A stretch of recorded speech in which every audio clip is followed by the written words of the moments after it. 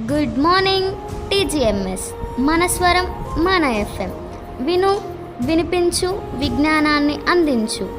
నేను మీ కొత్త ఆర్జే షణ్ముఖప్రియ. ఈరోజు నుండి కొత్త సమాచారాన్ని మీకు అందించడానికి ఆర్జేగా నేను రెడీ. వినడానికి మీరు రెడీయేనా? ఈరోజు స్పెషల్ మీకు ఎవరికైనా తెలుసా? తెలియకున్నా చెప్పడానికి నేనున్నానుగా. ఈరోజు మనందరికీ ఇష్టమైన రోజు, అదే స్పోర్ట్స్ డే అండి. మనం స్పోర్ట్స్ మనలో ఫిజికల్ స్కిల్స్ని మాత్రమే పెంచుతుంది అని అనుకుంటాము, కానీ అది తప్పు. స్పోర్ట్స్ మనలో మెమొరీ పవర్ని, కాన్సన్ట్రేషన్ స్కిల్స్ని పెంచుతాయి. అయితే స్పోర్ట్స్ మనలో కాన్ఫిడెన్స్ని కూడా పెంచుతుంది అనే విషయం పై చిన్న ఇన్స్పిరేషనల్ స్టోరీ చెప్పడానికి మన ఆర్జే సాహిత్య రెడీగా ఉంది.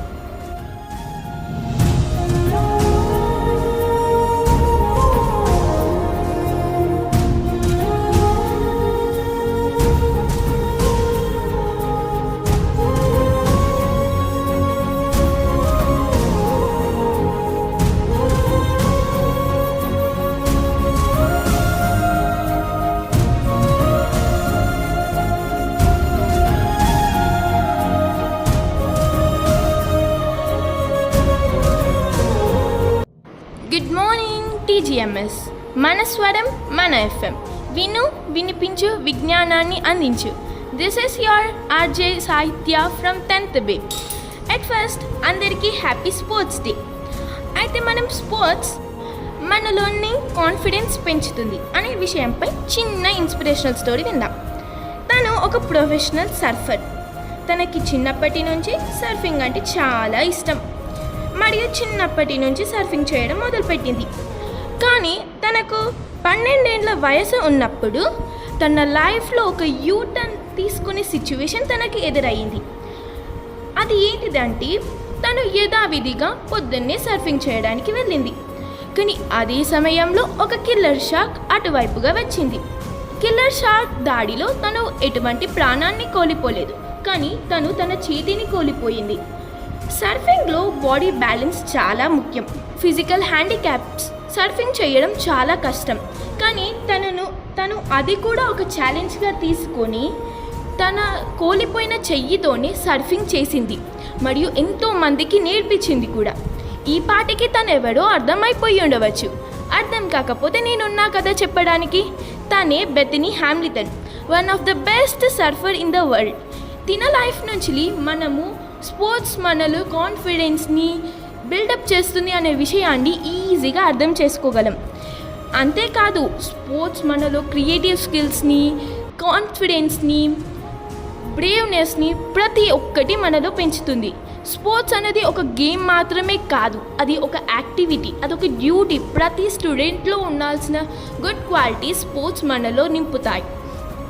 అయితే ఈరోజు స్పోర్ట్స్ డే మాత్రమే కాదండి, మన తెలంగాణకి ఒక తెలుగు భాష దినోత్సవం. అయితే దాని గురించి, దాన్ని ఎలా జరుపుకుంటాం, దాన్ని ఎందుకు జరుపుకుంటాం అని చెప్పడానికి ఆర్జే షణ్ముఖప్రియ సిద్ధంగా ఉంది.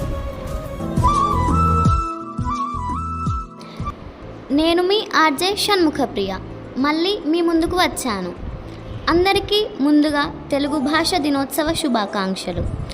గిడుగు వెంకట రామమూర్తి జయంతి సందర్భంగా ఆగస్టు 29 తేదీన తెలుగు భాష దినోత్సవం జరుపుకుంటాము.